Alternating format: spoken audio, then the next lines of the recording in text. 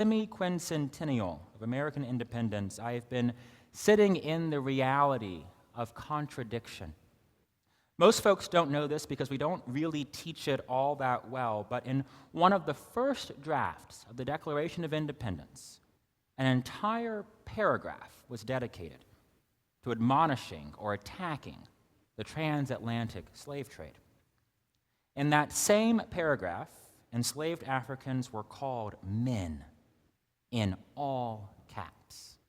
The only time in that entire draft that a word is capitalized the entire way through. That paragraph was ultimately removed in an effort to ensure that everyone at the Continental Congress would sign the Declaration. Yes, from the very moment of this republic's birth, we were confronted with a set of questions. What do we intend when we say that all men are created equal? What do we intend when we proclaim that God, not the government, gives to each of us the right of life and liberty and the pursuit of happiness? And how far are we willing to go in order to demonstrate our commitment to those intentions? Those questions have, I think, been constant throughout the short history of our republic. Those questions are animating so much of our political and public discourse at this very moment of celebration. This is the American semi-quincentennial, a really big and awkward word that simply means 250th. It will only happen once. On some level, it is really no different than the 249th anniversary last year, or the 251st that we will celebrate next year, and yet at the same time, we have attached a lot of cultural significance to numbers like this: 25, 50, 100, 150, 250. And it's tempting, I think, it's natural too, for us to focus on all the things that we believe aren't going well. It's easy to get caught up in cycles of doom and gloom, but I think that doing so misunderstands the movement of progress and also mislocates where we should be placing our chief hope, trust, and faith. Now, before I go on, I want to be clear. I am not saying that you cannot be sad about the state of our country. I am not saying that you cannot be happy about the state of our country. So please don't leave here thinking I said either of those two things. What I'm about to say is that some of our feelings are animated, whether we know it or not, by a misunderstanding of the movement of history and by a mislocation of our hope and faith. I've been reading the Lancaster series on Mercersburg theology, which is as nerdy as it sounds, and it is one of the origins of the evangelical and Reformed church, which is today part of the United Church of Christ. I've been doing that because I know a lot about congregationalism, a lot about the Afro-Christian Convention, but not so much about the evangelical and Reformed part of our denomination. And in this long thesis called The Principle of Protestantism, there's a discussion about the movement of history in the context of whether or not the Protestant Reformations actually went too far. John Nevin wrote that progress is a process carried forward by the action of different forces working separately to some extent, perhaps even in a one-sided and contradictory manner for a time, towards a concrete result representing at last, in full unity, the true meaning and power of the whole. Now, Nevin was talking about the movement of church theology out of Roman Catholicism and ultimately towards the Reformed faiths of Western Europe and the American colonies. But I think that his observation is actually really helpful for us here too, because history and progress, they are an inevitable movement, a dance, a sort of tango, if you will, of contradictory efforts, struggles, and goals. There are times when that movement will indeed seem really one-sided, even like a reversal of things that we've accepted and perhaps taken for granted. And there are times when it seems the march of progress will simply never end. In our world, we spend so much time trying to define things, but I think that Nevin gives us something concrete.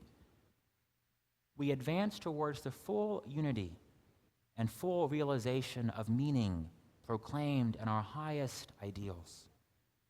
For our faith, that is unity in the name and teaching of Jesus.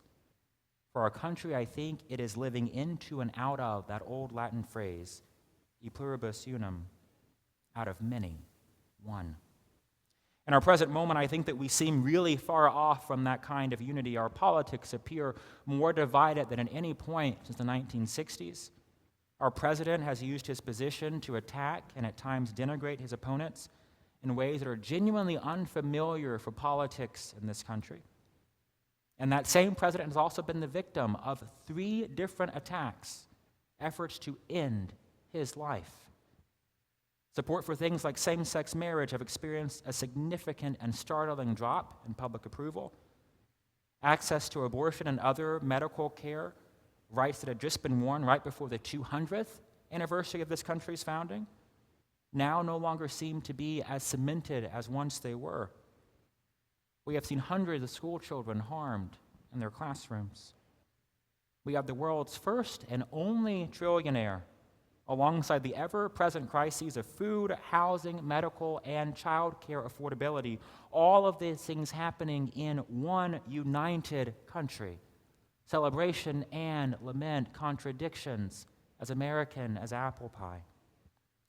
The advent of hyper-effective algorithms, the rise of AI, the destruction of internet search engines, this consolidation of news media, all of these things have perhaps made it more difficult than ever before to search for, find, and actually understand what is truth.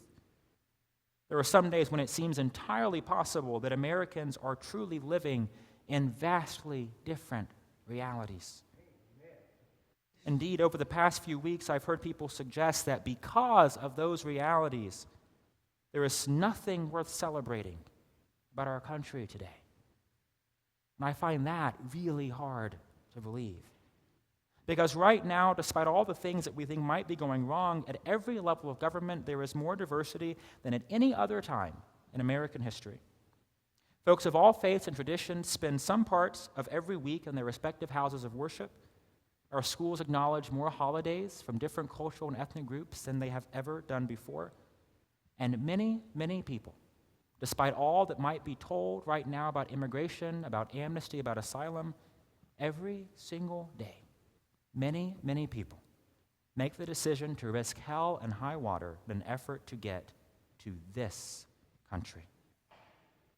This is a country that has advanced so far beyond its original sin of slavery that there are descendants of those persons, just a handful of generations removed from bondage, serving on the Supreme Court, leading political parties, serving as mayors, generals, and even pastors in mostly white congregations. The church founded by pilgrims is today led by a woman who immigrated from Haiti. There is something profound in that reality, a uniquely American reality. Celebration and lament, contradictions at the center of who and how we are. I will note women, too, who, despite the protest of Abigail Adams, were still largely excluded from civil life, today now also serve and lead in every part of our body politic.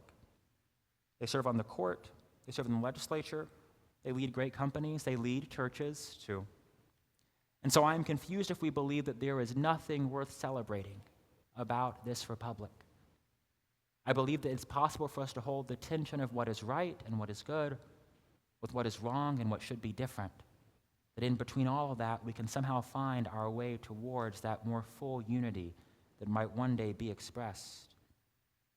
We can also be honest and say that a growing number of people are making their desires known in this country and wishing that all the progress we've made in some of this regard might simply be reversed.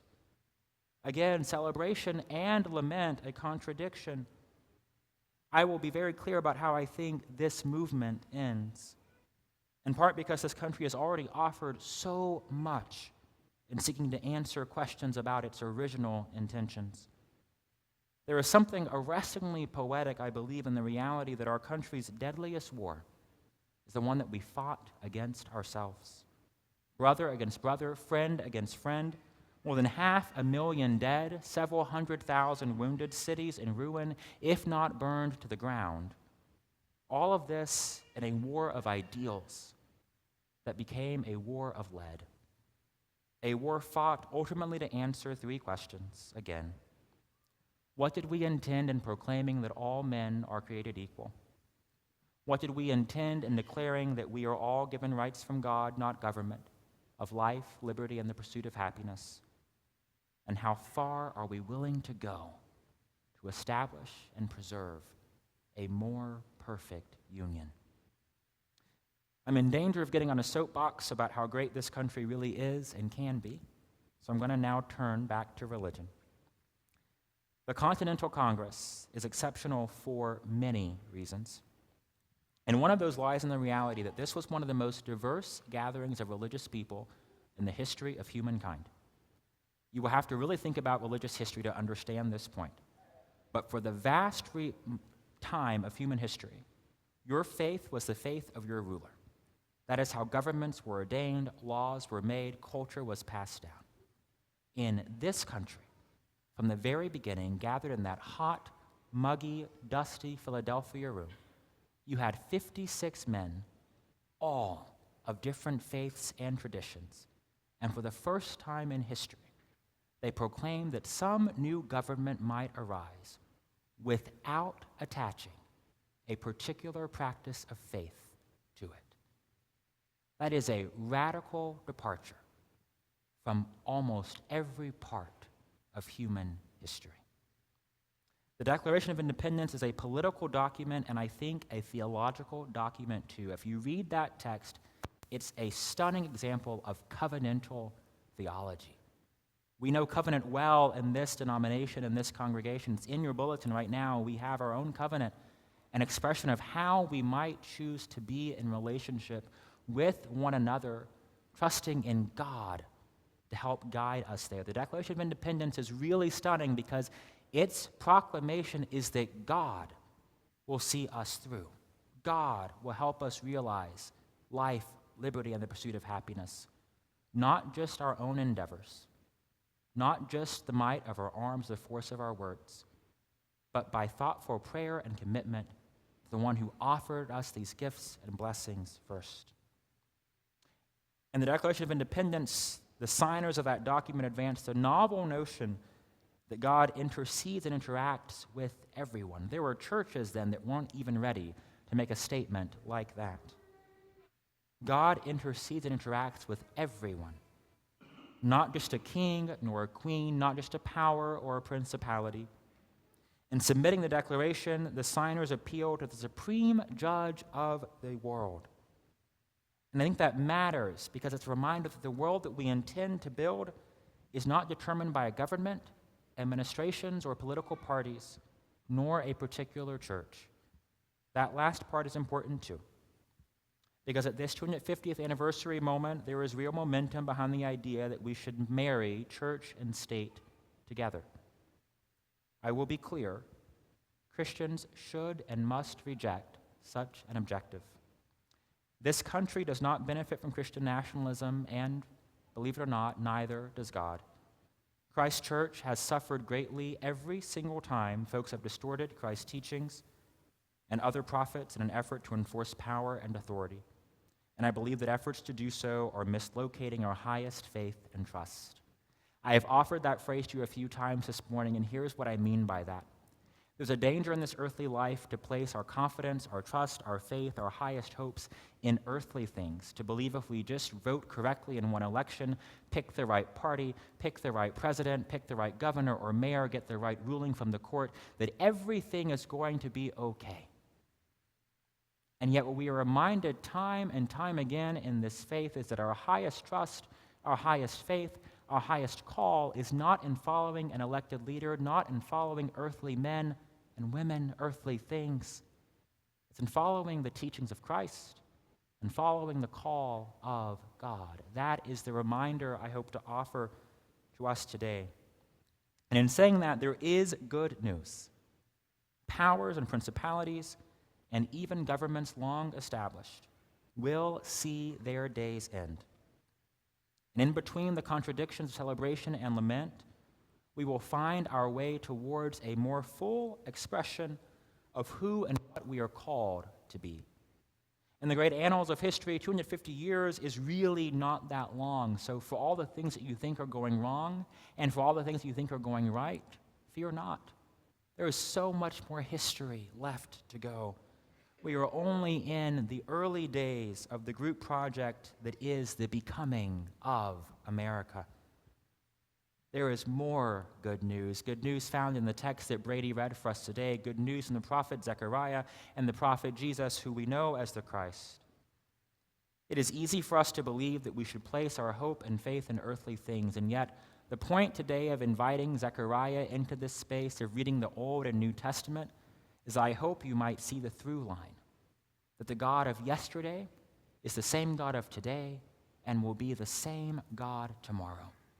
The God of Abraham, Isaac, and Jacob, of Zechariah 2, of Moses and Miriam, that God is the same God that you and I celebrate, praise, and worship today. And that God has been crystal clear throughout all of age to this age and will be even more clear through the end of age. In Zechariah, we meet a God who is liberating, loving, and worthy of our praise.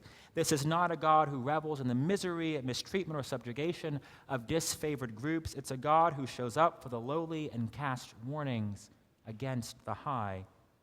The God we meet in Zechariah is a God who is bigger than all we think we know, a God who is bigger than and indeed does not need the stain and scourge of Christian nationalism. This is a God who holds us in our fears, our anxieties, and our doubts.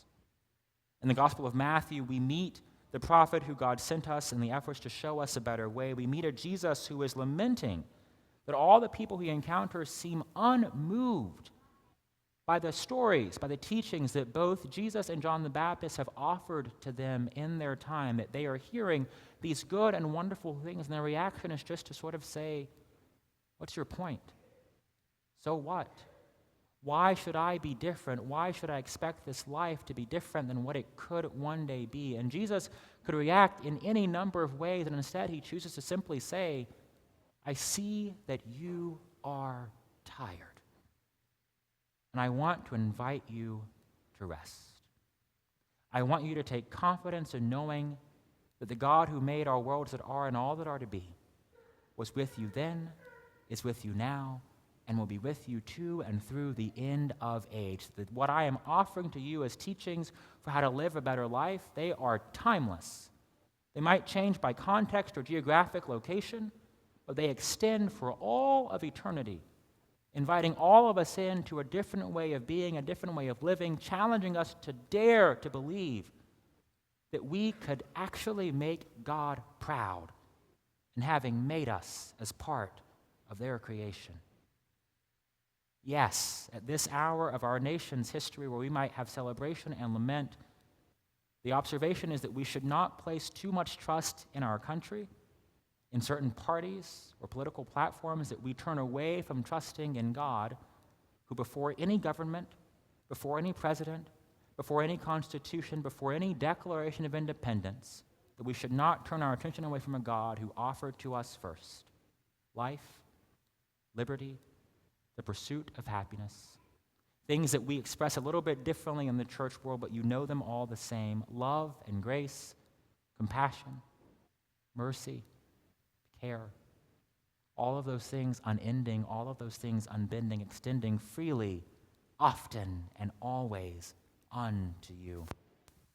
Yes, this is the good news, that in this hour when many things seem wrong, when it seems like many things may not be going right, we are offered greater truths, things submitted once to a candid world that we can submit once again, that we worship an awesome God, a God who is bigger than all the things that cause us hurt, all the things that cause us pain, a God who is big enough to hold us, enfold us, and surround us with exactly what we need at exactly the time that we might need it. That for all the things in this country that are right, that are wrong, that might one day be, we can do all we can in this time to make those things different. And when we get tired, we can rest, and we can always place our true faith, our true trust, and our highest hopes in the belief that we might simply live up to what God called and ordained us to be, and that is a community of humans who flourish together, who share this earthly life, sharing a common lot, sharing a common story. The prayer expressed in the union of our denomination that one day we might simply all be one. My prayer for us this day is that we might find within us the courage and the grace to summon what is best in us, to correct what is wrong, to fight for what is right and what is good, to advance all of us towards a more full expression of who and how we can be for our faith, for our country, for each of us, and for our God. Amen.